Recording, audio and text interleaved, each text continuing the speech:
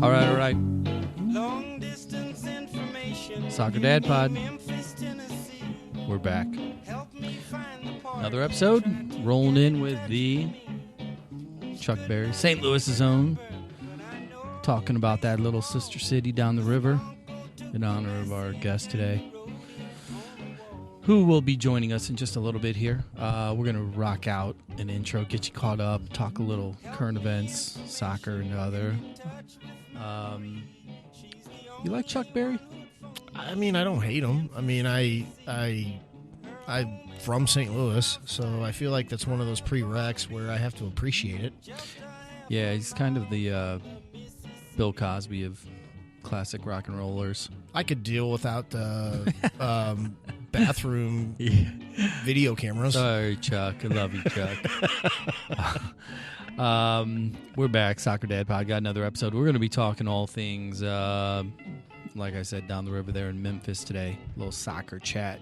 NCAA Division I program that punches up often. Good program. Joining me today is Mr. Jared Bertrand. Zach, where is Zach, by the way? Did we determine that, or did we just kind of split, conquer, and divide, given we got a couple back-to-back? You know, I don't know what he's doing. I know he's had some family in this week because there's a family event with wrapped around a baby shower for his sister, and so he's been mighty busy with that thing. Yeah, they were in town. He might still be in bed. He just self-medicating. Sorry, family. If you're listening, real quick, thank you, Flywheel Systems, Kevin, crew over there. You've heard me talk about it. Real simple. You got a space. You got people who are on their cell phones, and they're either using your Wi-Fi or not. And if they're not, they're probably complaining that you don't have public Wi-Fi. Flywheel.systems. Go check it out. They'll take a look at your space. It is free install, and once that's done, everybody that's on Wi-Fi tends to get better service, and oh, by the way, you get paid. That's your PSA of the day. Free technology, free install, and you get paid. It's like living in Beijing or something like that. Flywheel.systems, go check it out. Well, I do have one. I told you I wasn't really prepared, but you got a point of the day for me. Yeah, I got a Flywheel point one of the day, and it's relevant to our episode. And I think it's interesting. Friend of the show, Mr. Mike Seabolt, of the helm of the Missouri State Bears. Today we're going to talk to a institution that is all wrapped up in the American Men's Soccer Athletic Conference. And that is an exciting conference. And for our listeners, Missouri State has been in the Missouri Valley Conference for many years. And starting this fall, the fall of 25, the Bears from 200 miles down the road here are going to be joining that conference. And I can't wait to get our guest view, opinion on that move, because I think it's a win-win for everybody. That conference, I think, overall is a better conference than the Missouri Valley. I think the Bears and their late success, I think, helps the conference. Yep. And I'll be interested to see what the scuttlebug is for the other institutions, or namely the one we're going to speak to today, what their impression is adding another competitive foe to their table. You know, Memphis won the conference last year. Yeah. No, it's going to be interesting because my coach Seabolt and the Missouri State Bears, I think you pointed it out a little while back, some statistics, and I'm going to be off a little bit, but since, 2017, 2018, they have the best winning percentage in all of Division I soccer.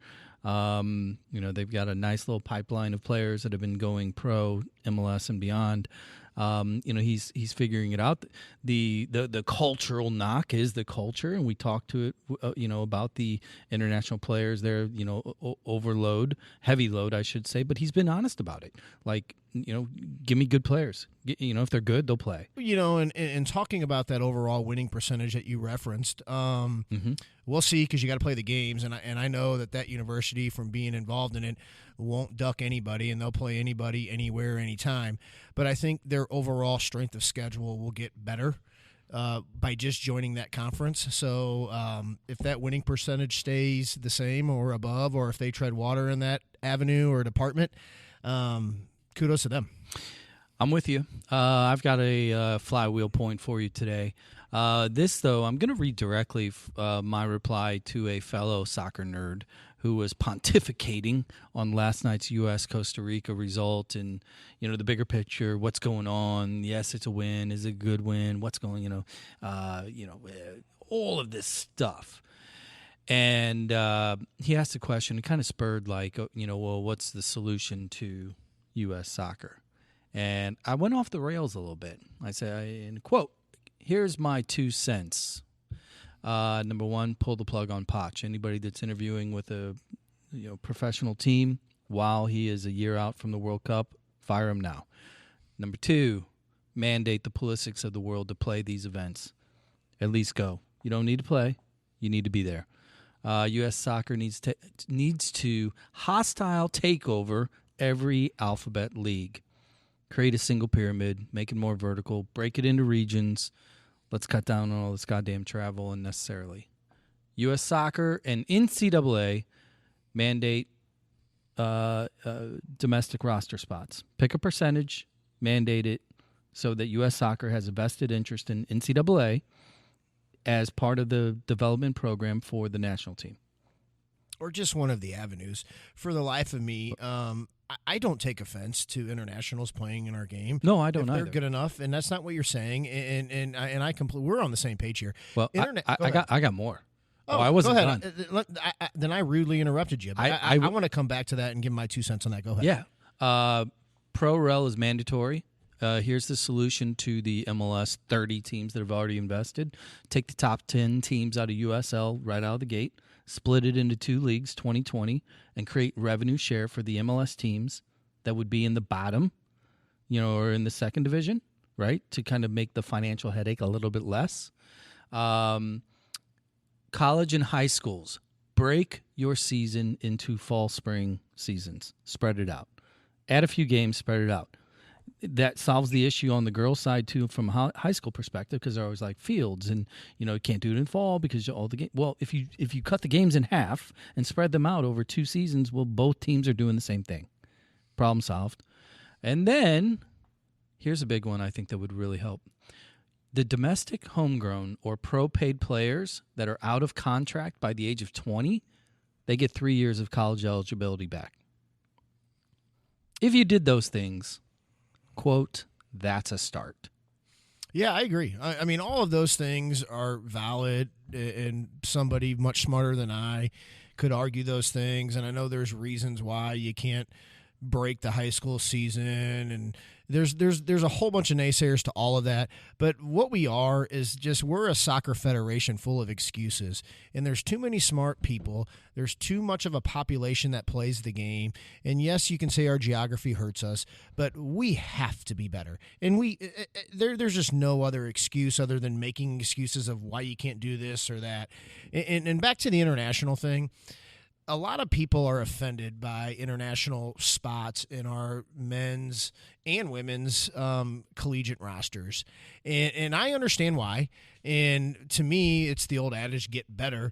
But from a U.S. soccer standpoint, for the life of me, I've never understood if you're trying to develop your federation and, before these MLS academies and all that, our college game was the triple A, if you will, for our men's when we didn't even have pro leagues. 100%. And to me, why U.S. soccer wouldn't step in and try to get the ball rolling in the correct direction to benefit Americans? Yeah, no, I agree. I think it's, and this is not about isolationism. This is not a grandiose political statement on what's going on in the world. This is like, look, if the goal is to develop true culture and a top-end national team, and frankly, a pro league that represents the domestic landscape, because,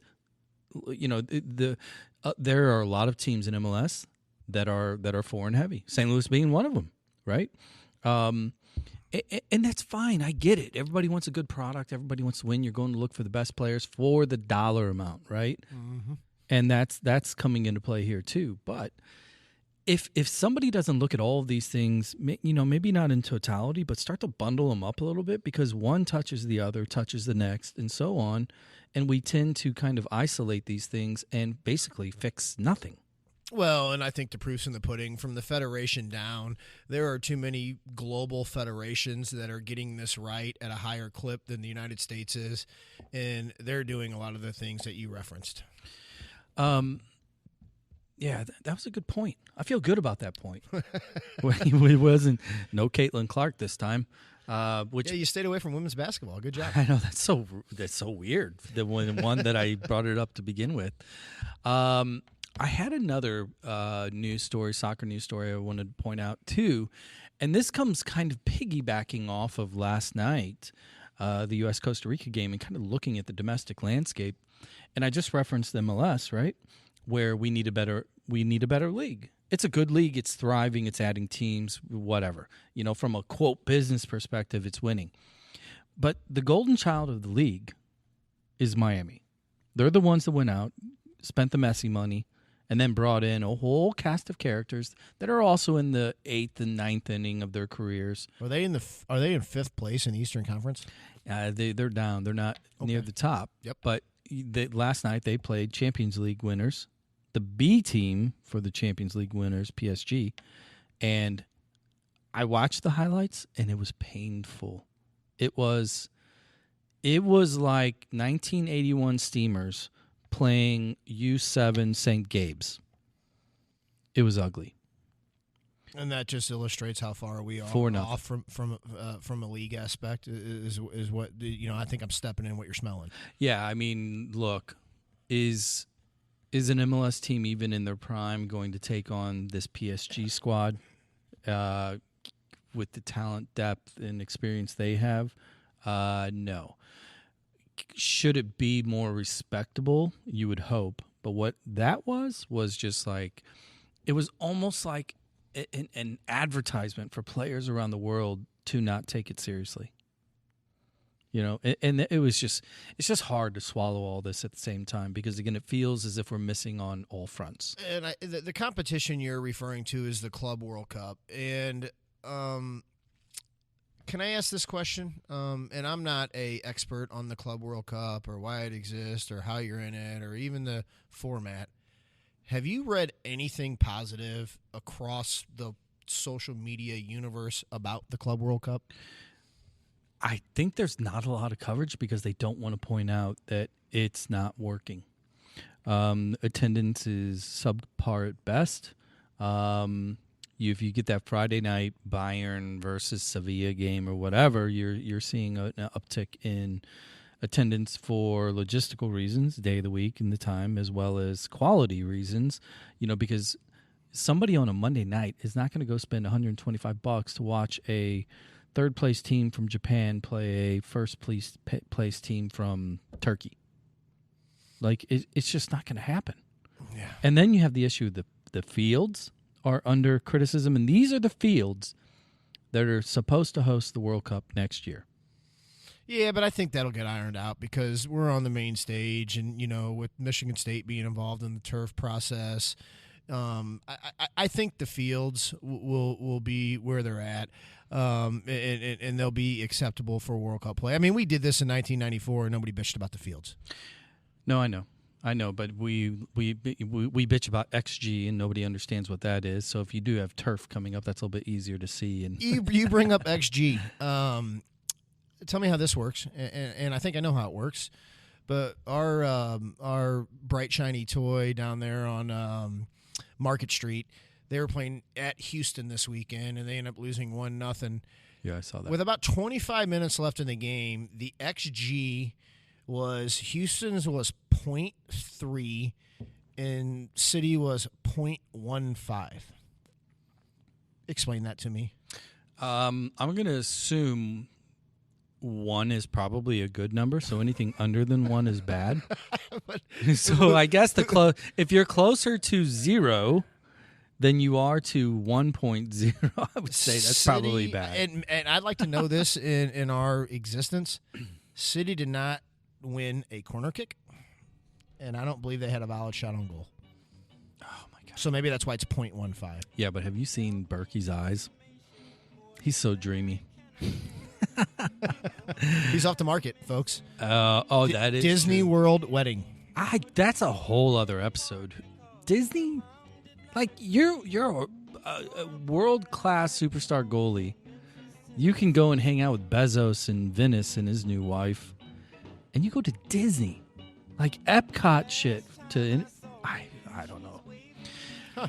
More power to him. I think maybe it was his Disney World engagement. So maybe that's. Maybe or that's could it be an MLS Orlando thing?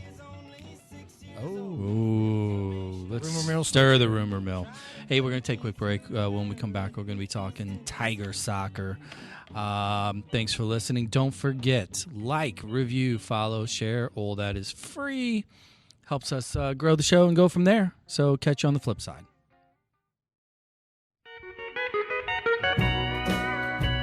All right. We're back. Soccer Dad Pod. Rolling it in. Playing a little Charlie Crockett.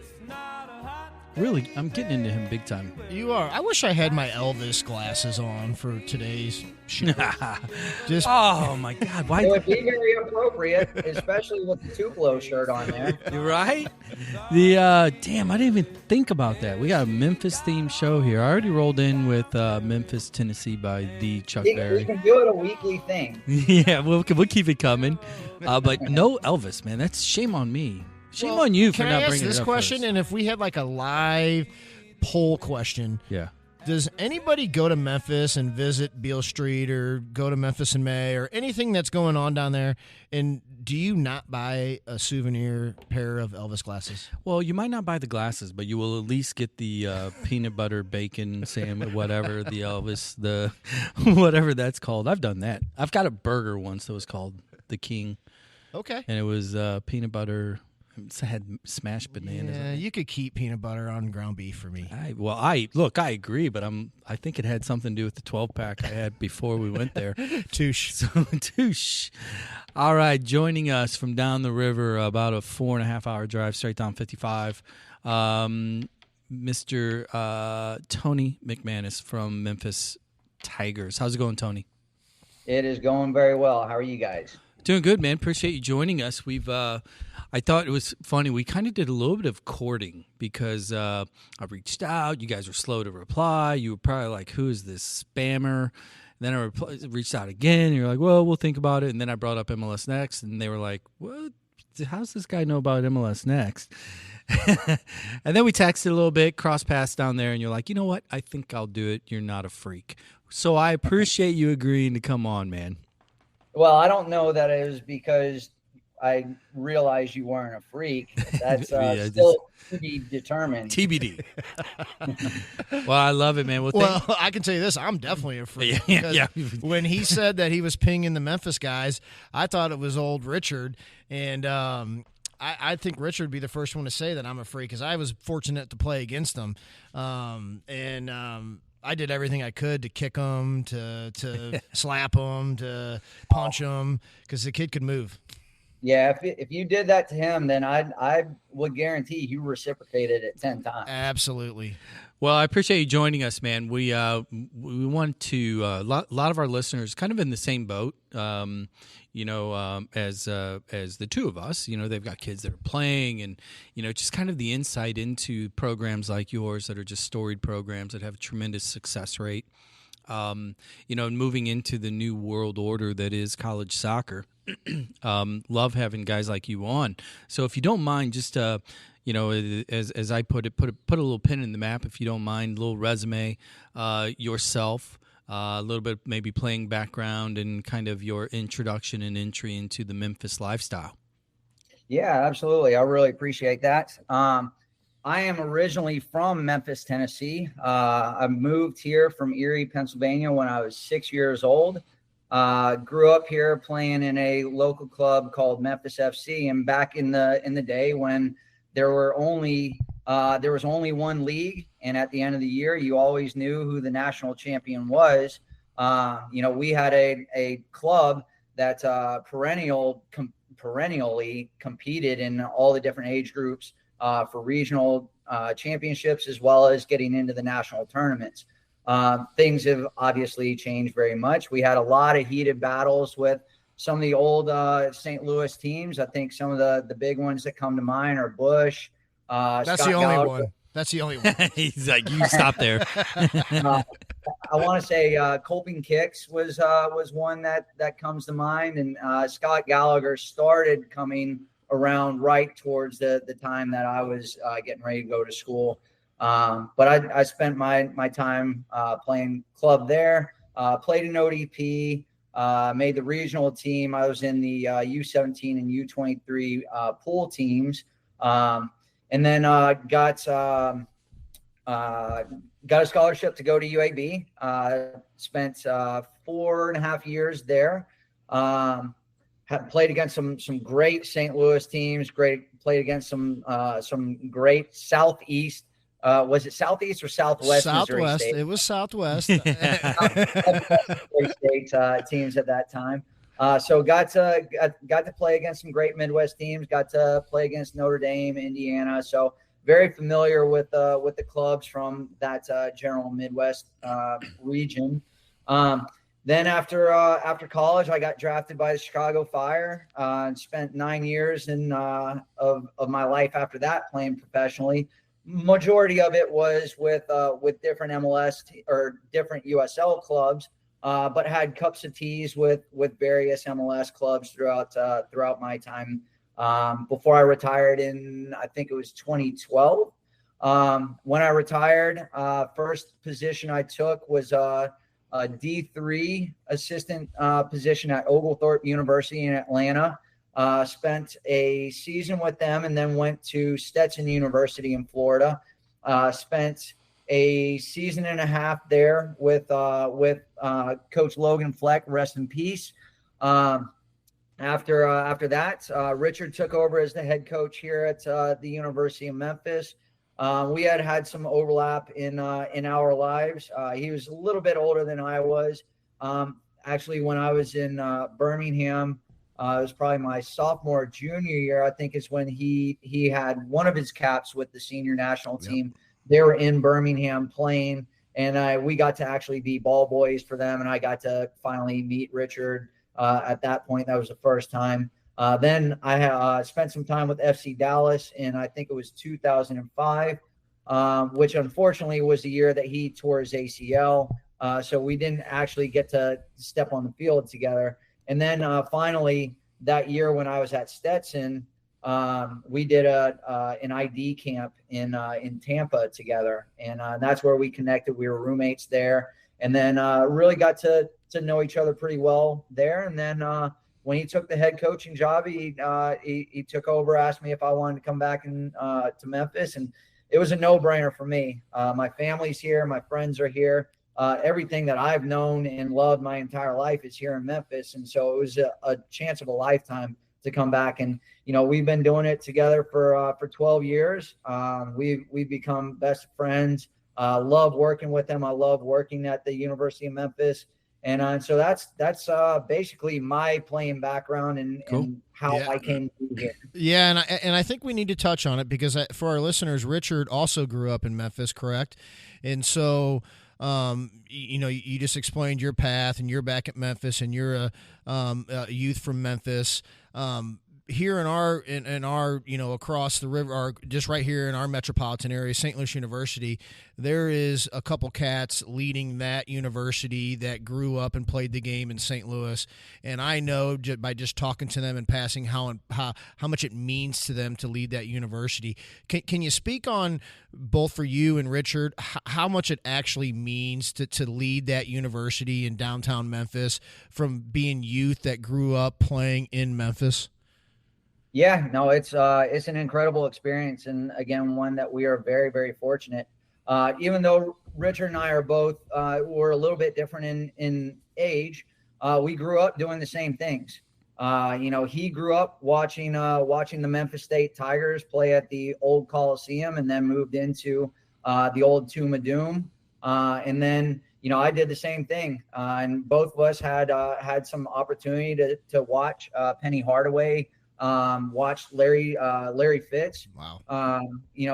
Larry Finch, sorry, coaching the basketball team. So, the University of Memphis was something that was, from very young kids, something that was very special, very meaningful for us.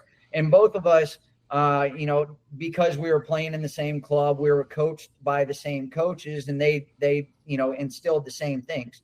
Our coaches would make us go and watch the University of Memphis play some of the other clubs that they were playing against. And so we had a great appreciation for the University of Memphis. We saw the team play as youth.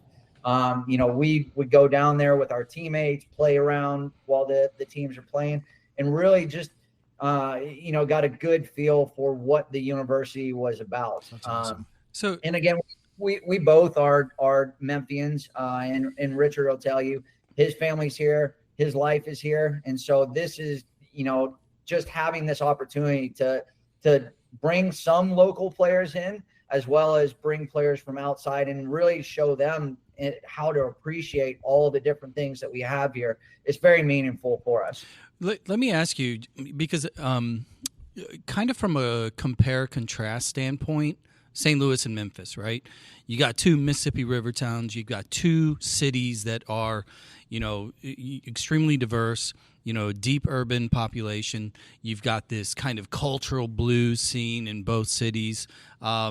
St. Louis has a little bit more of a pronounced ethnic neighborhoods that helped grow the game here, i.e. the Hill and all the Italians in the in the 30s, 40s, and 50s. We had a huge German population. We've got a massive Bosnian population. So you go anywhere around St. Louis, there's kind of these Euro influences that kind of helped grow the game here. And when I think of Memphis, I remember as a kid playing, with Miller Lite and the Elks and going down and doing all the tournaments down there as well. And ODP, we would go to Memphis, but even as a little kid, I was like, okay, they play soccer here, but where do they get it?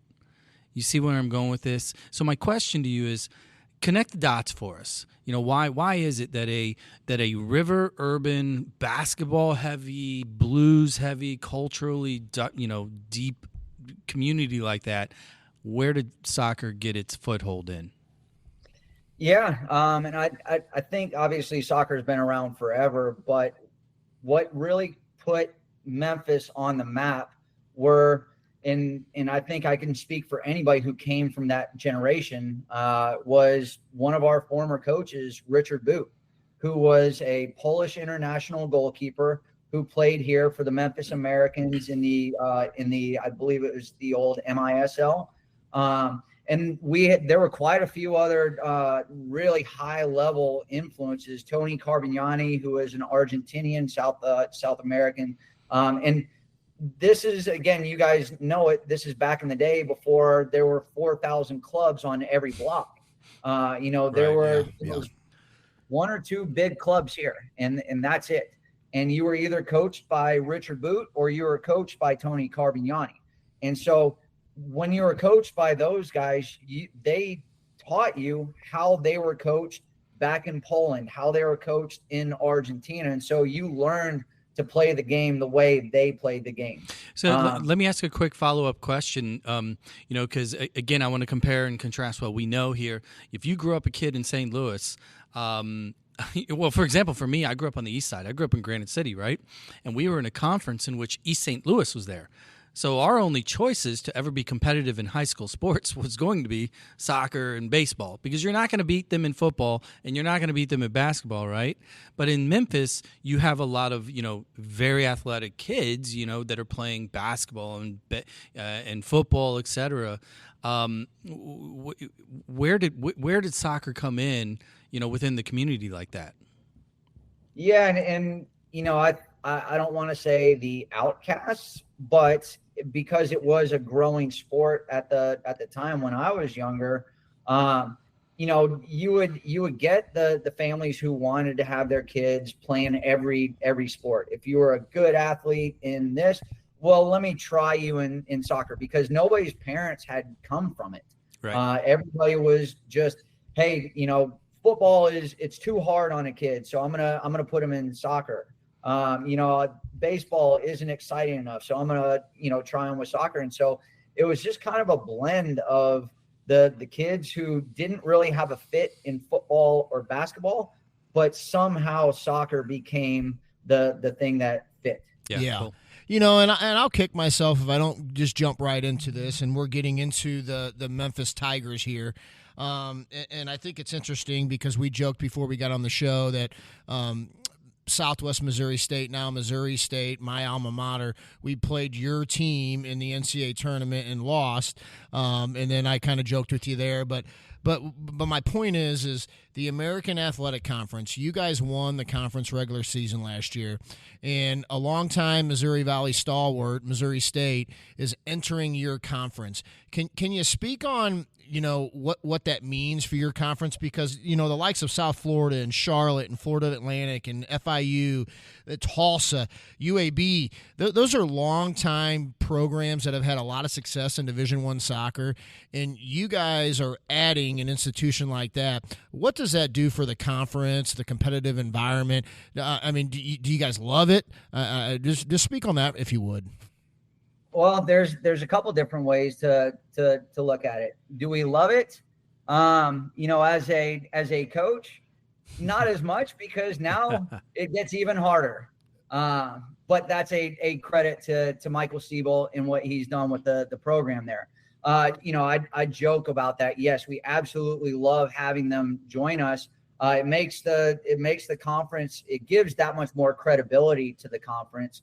If you finish first in the conference, if you win the regular season, then you've done something right and you beat the right teams, and it should put you in the conversation for whether or not you win the conference tournament. It will give you an opportunity to get in with a at-large bid. You know, I think, you know, you always want to add good teams, and, you know, I think we want to continue to improve the conference. We want to improve and add teams that are going to make it tough week in and week out.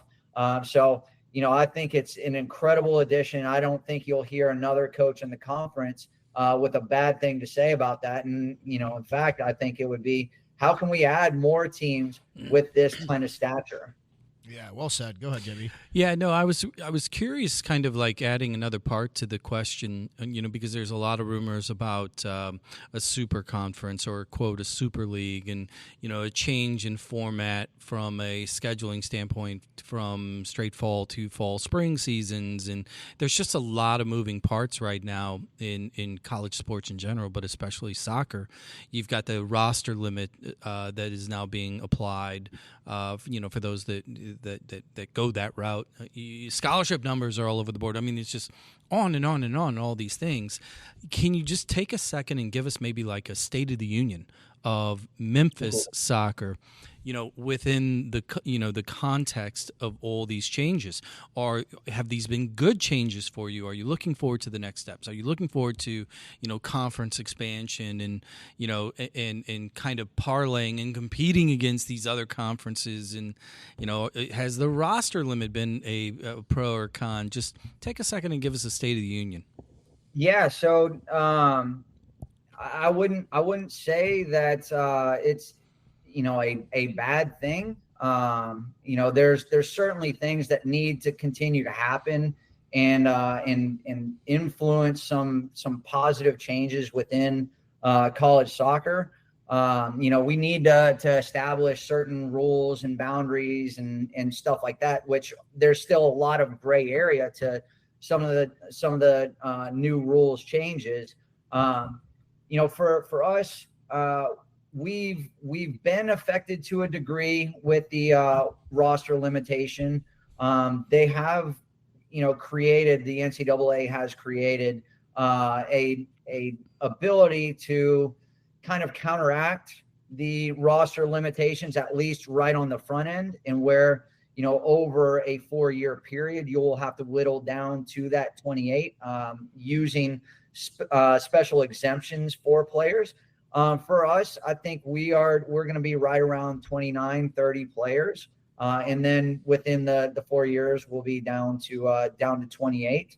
I don't know how far or how much detail I'm allowed to give, but I can say with the opt-in and how it affects us, we've had a lot of positive things happen within the program, which gives us even more flexibility as far as scholarships, how we deal them out, and how many technically it means that we have now.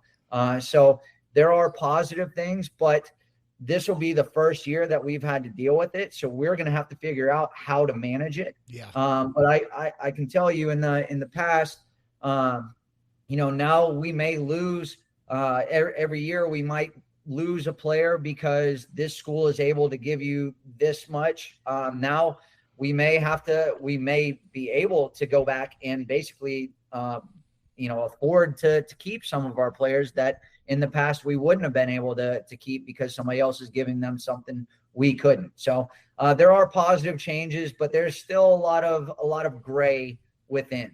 Can speak on the word culture and how it applies to the Memphis Tigers in the men's soccer program there, because I often look at transferring and transfer portal and this narrative that you touched on briefly there, that, of course there's situations where it works and injuries and going back home and all of the things. How important is it to you? Because when we were playing college soccer, if there was 200 plus, a little over 200 Division I schools, there was many schools that you could outline that are deep in culture, and it means a lot.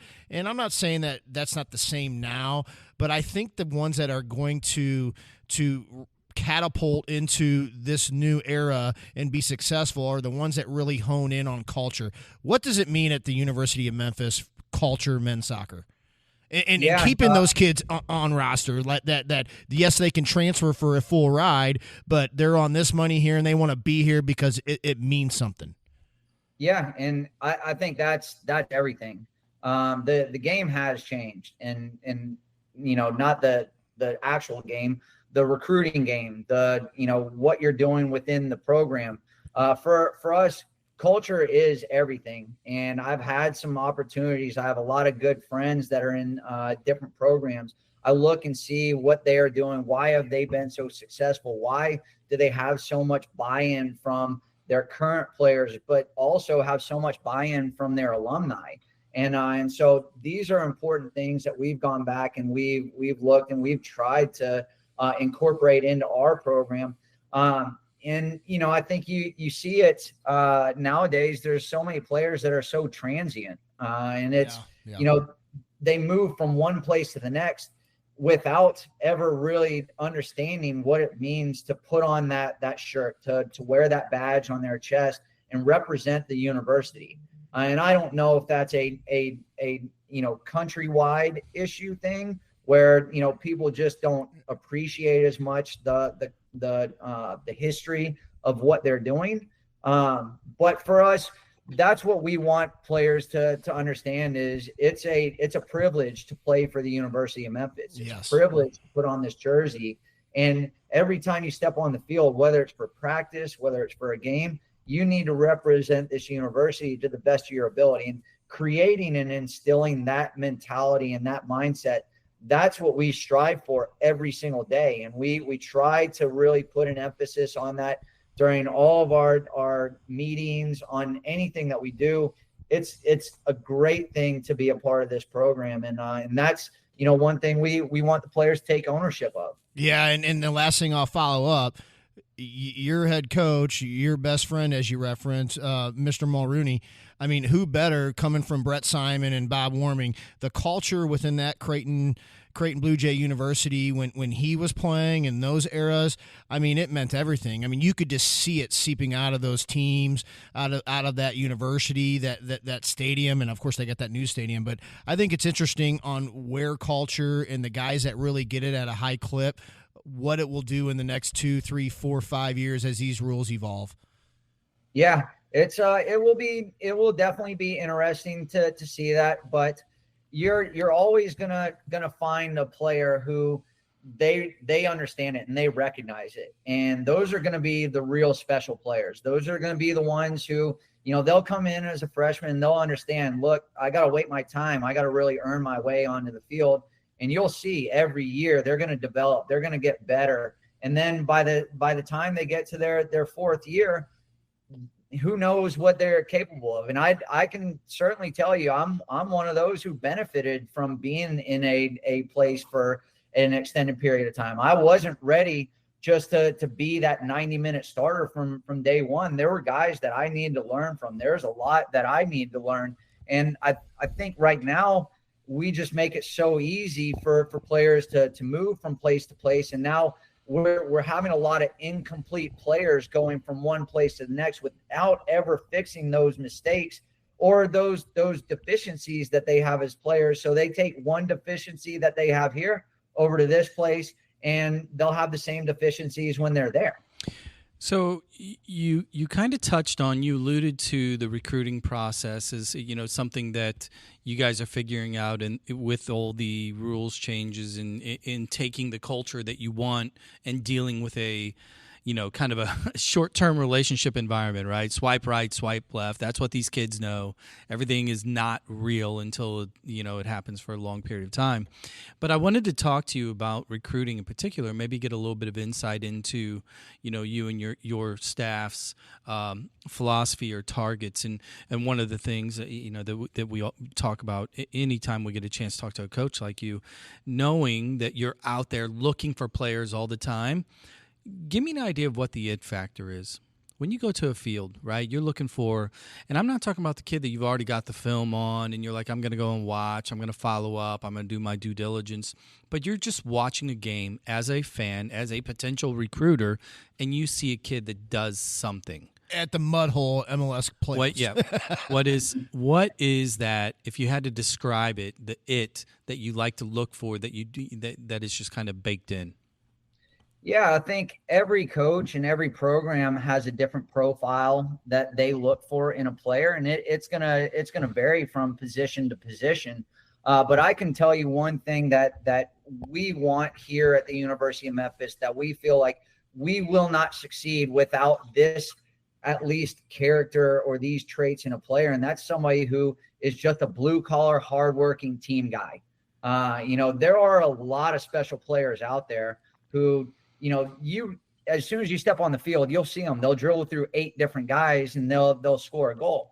But then you look at that same player and they turn the ball over, or their teammate makes a mistake, and the first thing they're doing is throwing their hands up in the air, walking back on defense. Those guys they're special talent, they're special players, but it's the personality and it's the character that we want to see more than anything else. And it requires a lot more time to be spent watching a player to see what their habits are from minute 1 to minute 90. Are they a player who they just seem to never take a break? They're willing to fight. They're willing to battle. They're willing to do the dirty work to make sure that the team succeeds. And that can happen in literally any position on the field. And so it's just looking for that characteristic. If you can catch that glimpse to see, man, this kid might not be the most technical, he might not be the most tactically proficient player, but man, there's nobody on this field that's going to outwork him. You can do a lot with that kind of player. Yeah, who's going to go to FIU in September with 100% humidity and not quit? Exactly. Yeah.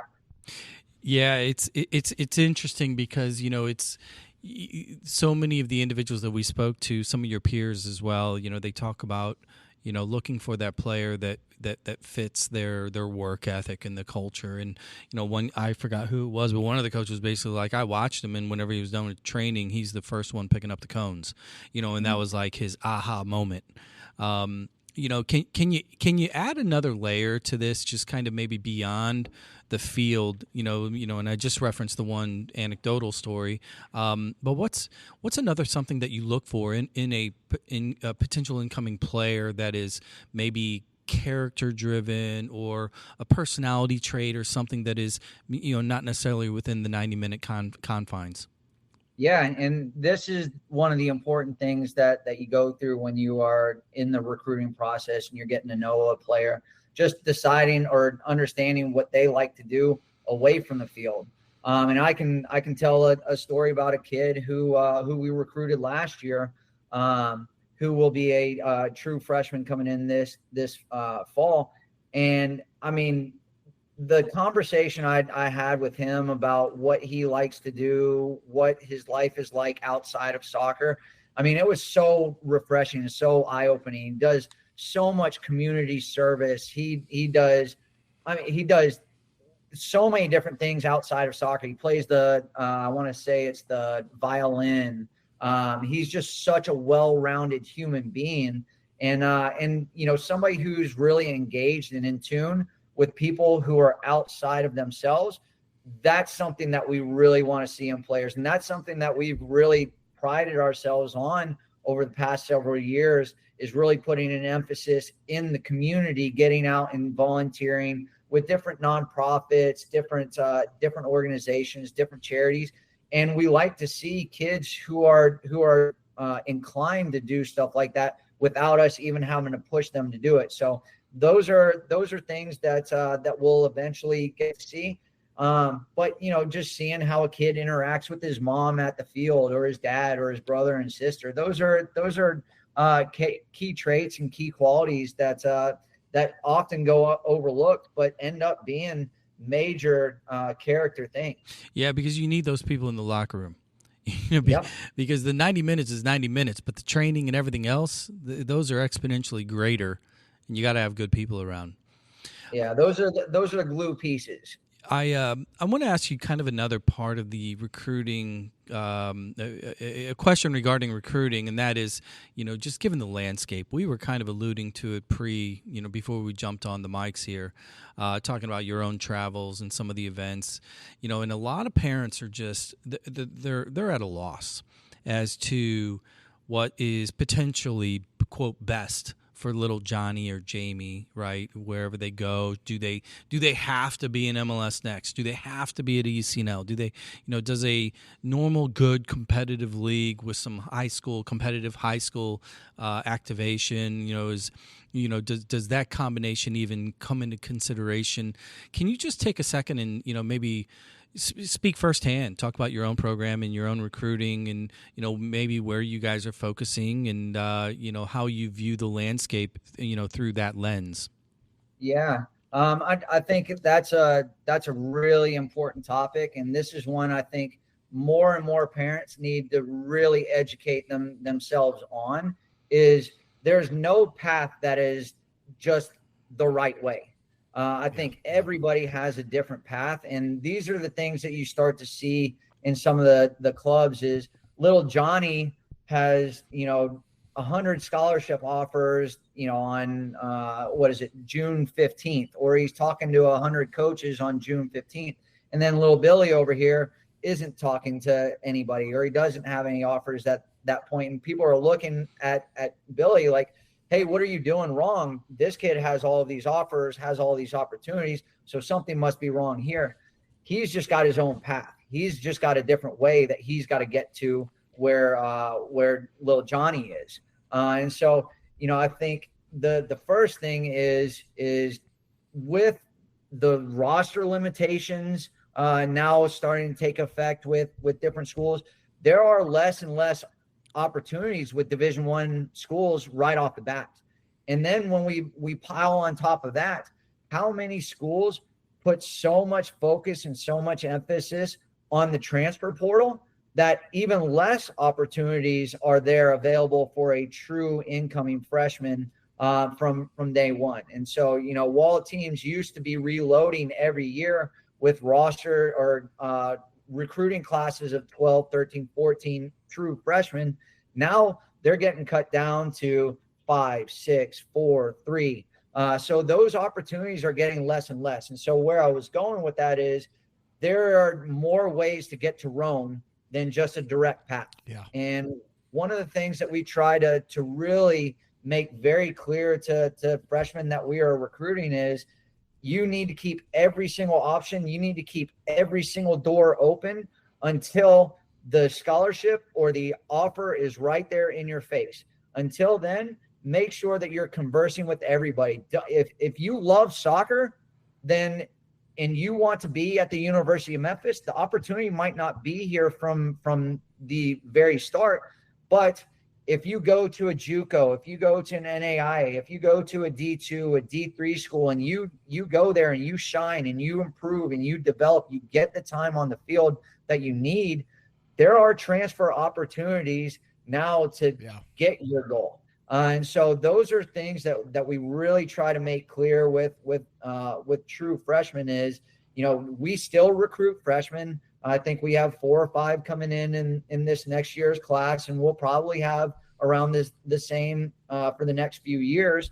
And so, the opportunities are less, but we still have players who are joining us who wanted to be here from day one, but they just didn't get the opportunity from day one, but they joined us in year 2 and year 3.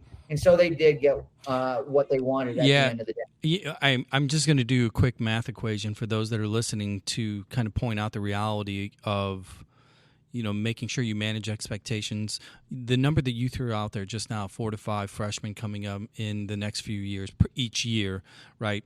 Let's just say there's 200 relevant Division I programs or just period D1 programs. That the math is simple. That's 1,000 kids, per year on an annual basis when you consider the volume of teams that are out there. So I think it's one of those things that it requires a lot of self-awareness by the player, because the players know. And the parents need to be more educated. And that's just a quick PSA point, because when you were 4 or 5 kids, I'm like, and I'd heard that. I'm like, well, I know that number. Well, and I think as we continue to celebrate, promote the Memphis University men's soccer program, I think it's interesting to note, and you can maybe fill in our listeners because my timeline's unclear here, but as of the late 2000s, I think you guys played off campus, and then in the late 17, 18, you guys moved back on campus. And I was fortunate enough to catch the Missouri State game this year on ESPN Plus, and it looks like the natural grass playing surface is just absolutely phenomenal down there in Memphis. Can you talk about and promote the actual facilities that you have going on in Memphis for any of our listeners? Absolutely, and I really appreciate that. But I don't appreciate you reminding me of that game. That was not one that I remember fondly, and I've tried to blank it out.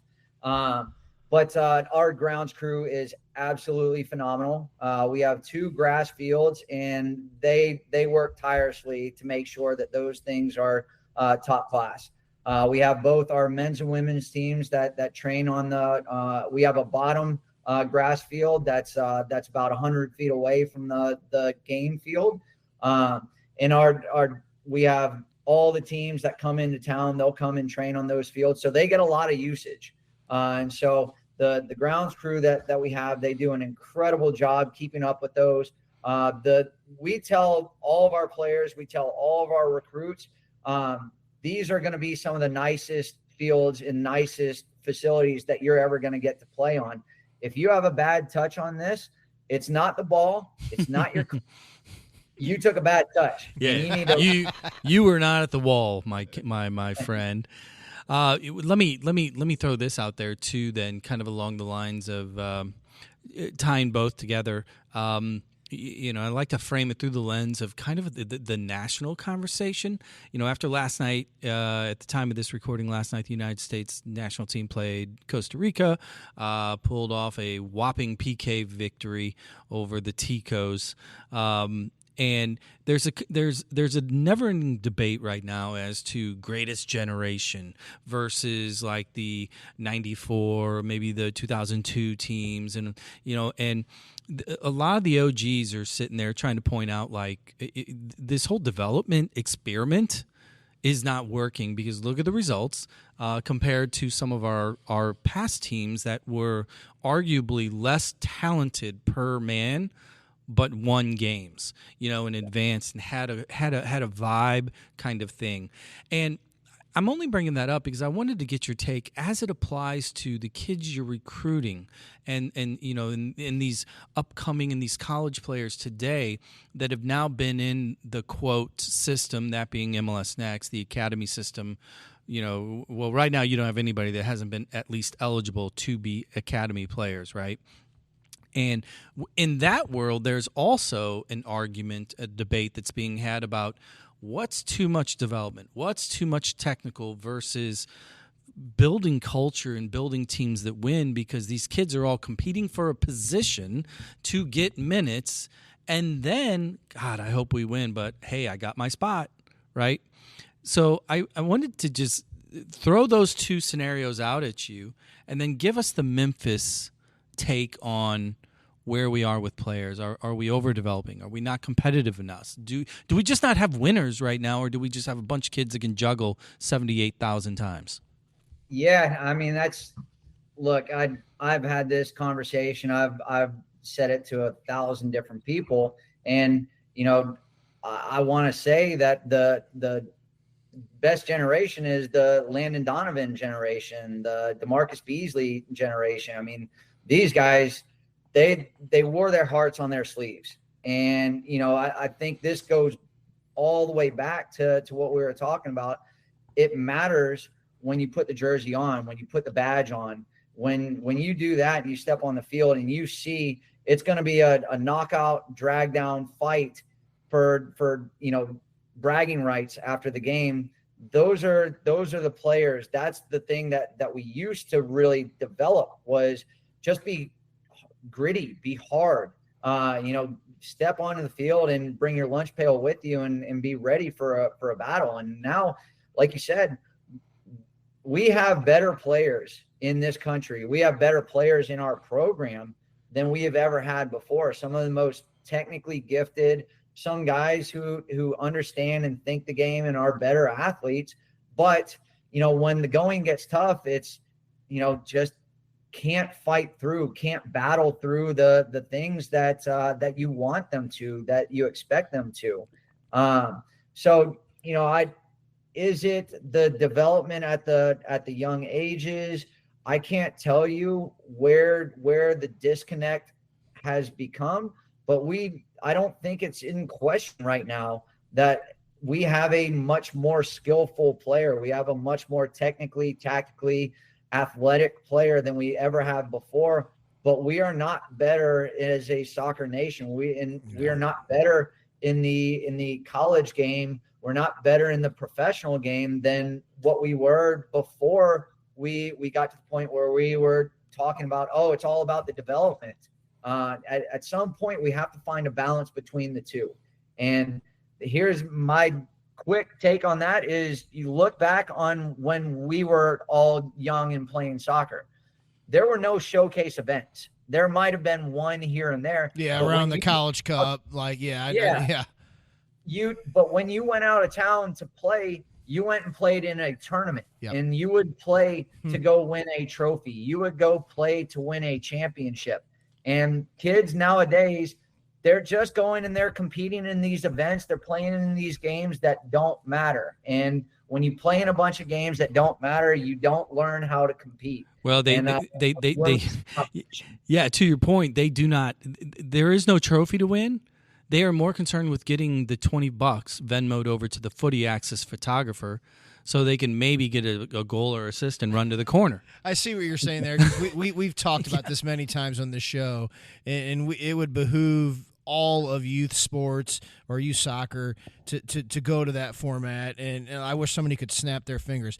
Let me ask you this. Encapsulating that argument, which is the same argument we have, and we tend to agree with everything said there, the colleges, and we don't need to name names, but the ones that are continually at the top, the ones that are continually turning out pros, even some of our MLS clubs that are always, flipping players out but are at the top.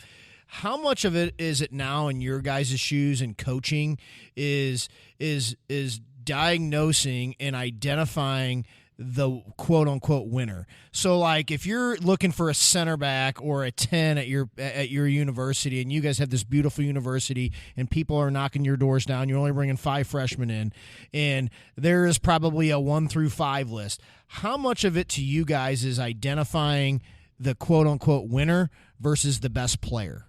Which I think maybe in our generation it was vice versa. Let's get the best player here. Mm-hmm. Yeah, no, I agree. And I think that's the important thing now is, again, we might not have the best player. And the reality is we know who we are as the University of Memphis. We're not Indiana.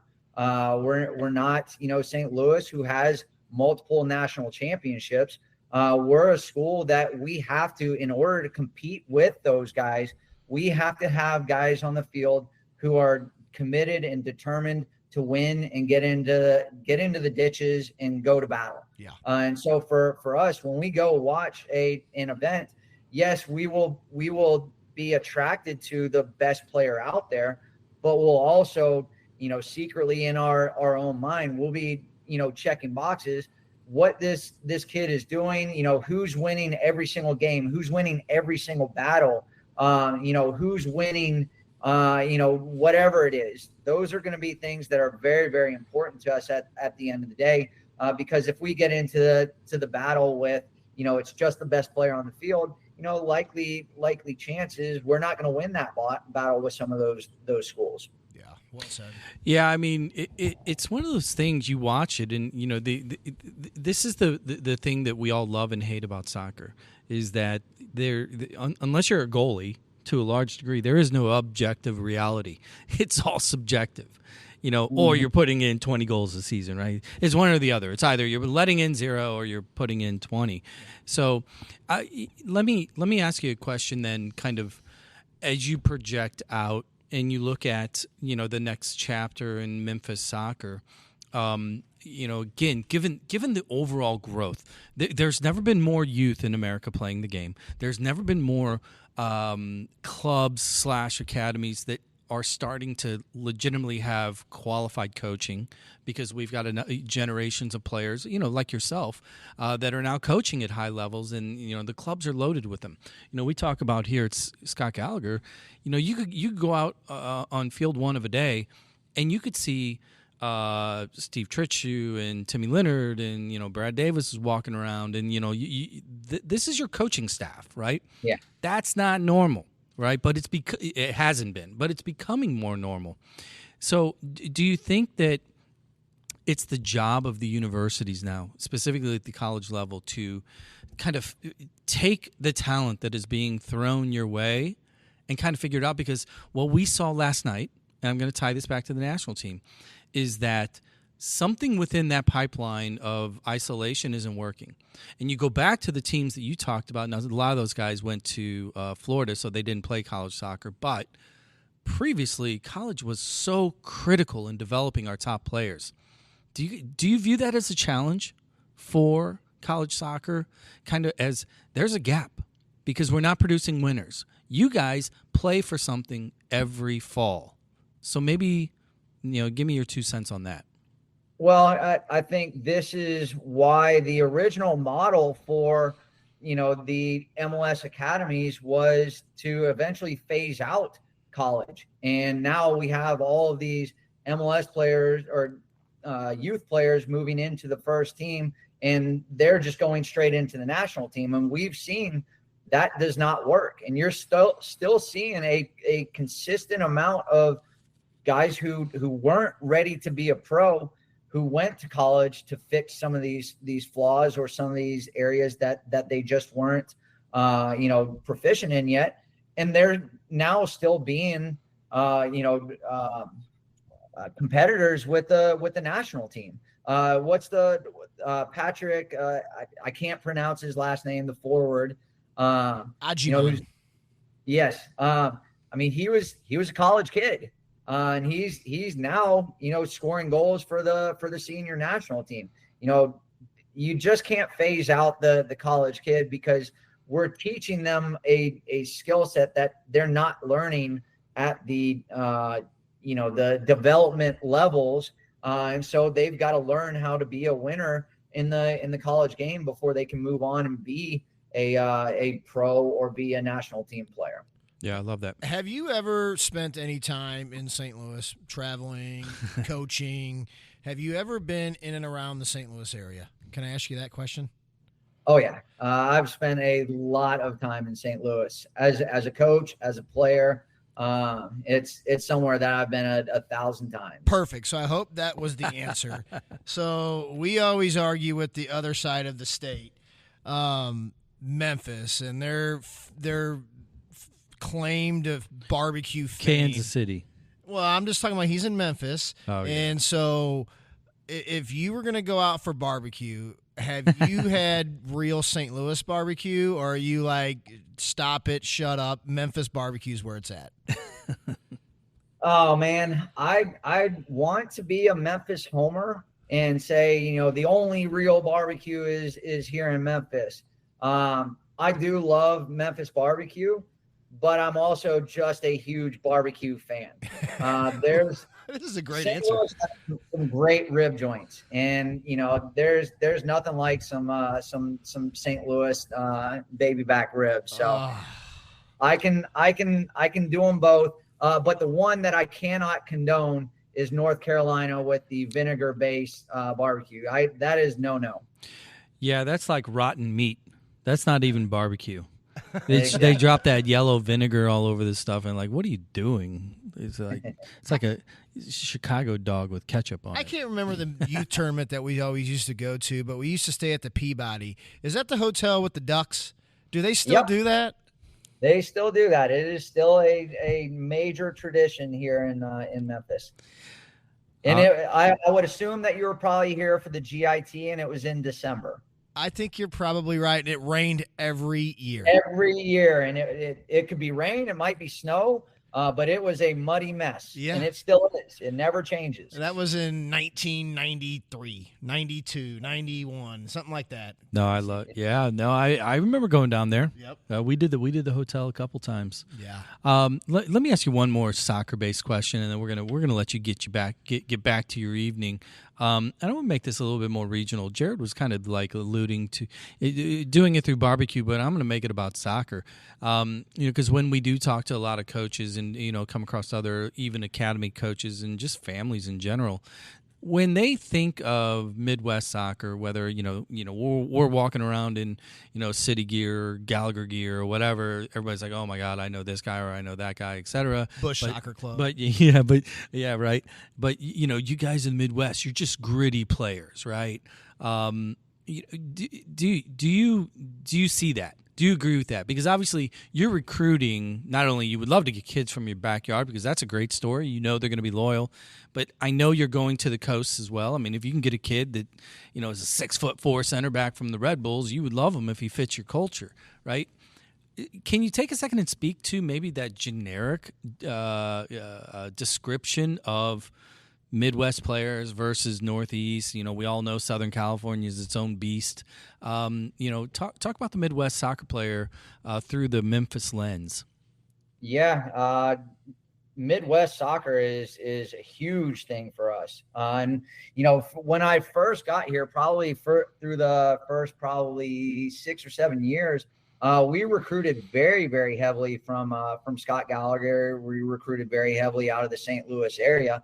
And for whatever reason, we just haven't had as much success as we had in the past with those players. Yeah. But I think it's not something that we've given up on. It's just something that we're continuing to refine the process and figure out which ones are the right ones. And there's definitely a lot of good quality St. Louis players that we're interested in talking to now. But in the general scheme of things, the Midwest player is traditionally known as just a gritty player, a quote unquote country boy, somebody who is hard as nails, will run through a brick wall. It's not always the prettiest, but it's effective and it gets the job done. And that's, I can certainly vouch for Midwest soccer. It has a very pretty style to it, if you can certainly appreciate the work rate aspect to it. But it's something that we do appreciate very much. It's a part of who we are, and it's something that we'll continue to try to instill in our players and instill as the culture with the program. Yeah, I love that. We both just had an aha moment because just a few episodes ago, he was great. I had a blast with him. We had one of your own, Jake Leaker, keeper. Keeper. Yes. And he talked extremely fondly of his Memphis days and, his experience and, it got him to the next level. And he too, he spent a number of years, bouncing around in the pro ranks, living the dream and came out of there with no regrets. It's just kind of connecting the dots there. Yeah, I love the whole Homer Midwest aspect because it fires me up. I mean, it just does. I mean, you sit here and you see the history of this game and the people that you mentioned before that are coaching these kids, and I just for me, and I'm a Homer, I think here at the club here, I think we play the game the right way. I really do. It's just my opinion. But you should see how upset he gets if the other opposing team has a surfboard on its crest. He loses his mind. Yeah, there's no room for relaxing on the field. If it's not all about the battle, about the fight, then I don't want to be a part of it. Dude, I love it. Well, I tell you what, Tony, I really appreciate all your time, man.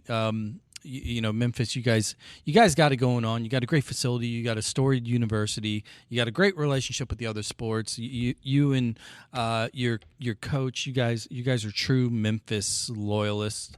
It's cool because that's pretty rare in college soccer these days. We have that here in St. Louis with Coach Kalish and Stoll and the staff there. Though they're all 314 homers. You guys have the same thing going there in Memphis. So kudos to you for the trajectory and the successes that the program has been able to develop. Well, and then for me, I hope you guys have a really good American Conference regular season and a conference tournament. I hope you guys tie for first with Missouri State, and I hope they win the tournament. But I hope everything else does really well for you guys. Well, I really appreciate that. I can also say, back to before we cut out here, back to the original facilities question that you had, and you had just mentioned it. We have 2 incredible grass fields, but we've also gotten really good news here recently where they are going to start building us a new stadium. And this will be for the men's and women's soccer teams. Wow. This will include lockers, lounges, training rooms. So we're going to get the whole shebang. So we're really excited to have that coming. Hopefully we'll have that into about a year and a half from now, and we'll be able to hopefully do very well and get St. Louis down here in the first round of the NCAA tournament. Yeah, so that will be slated for hopefully the plan is the fall of 28. 26, actually. Wow. Yeah, they're going to start demoing in about a month. So they're going to demo the old stuff. We won't have usage of that space, but as soon as this season ends, we're hoping somewhere in early December, they're going to start construction right away. So we are incredibly excited. We're thankful to the administration, to the university. So we're getting better, and hopefully those will help attract some of the St. Louis players down here as well. Mm-hmm. I love it. Well, I tell you what, we will be sure to tag the program and everything in the when we release these on all the socials. So if you're listening, you want to go check it out, give them a follow. Another great program that you can keep tabs on and supports Coach McManus. Thank you so much for joining us. Hold the line for just a second, Jared. Well done. I think in finality here, I think another thing that we didn't mention, which is really interesting for our men's game, is how many games are actually being televised each year on ESPN Plus. That's been a big time deal, and I think you guys, I was looking at your schedule, you have many televised games this year, so that's really exciting as well. Absolutely. The more college games we can get out there, the more kids we have watching the college game, they'll have appreciation for those different schools. And again, the more you see them on TV, the more that love for those programs grows. And again, that's part of it, is just get these kids to love the programs, fall in love with these teams, and make it special to put the jersey on for everybody. I love it, man. Well, congratulations on the new stadium and moving forward, everything else, and thank you so much for joining us. I'm going to roll us out of here with a little The King, Elvis, in honor of our Memphis guest here. So just hold the line for just a second. Jared, thank you for joining. You solid day, man. I'm not going to give you a grade. We're summertime. We're not in school. Do you think Richard Mulrooney still has nightmares of the Bears? Probably just you. Probably like, oh my God, is that guy not in prison? Like, how's that possible? Hey, Soccer Dad Pod, thanks for listening. Give us a like, review, follow, share, all free. Like I said, I'll link the Memphis program in show notes and give them a follow. and we will catch you next time. Here's Little King. See ya.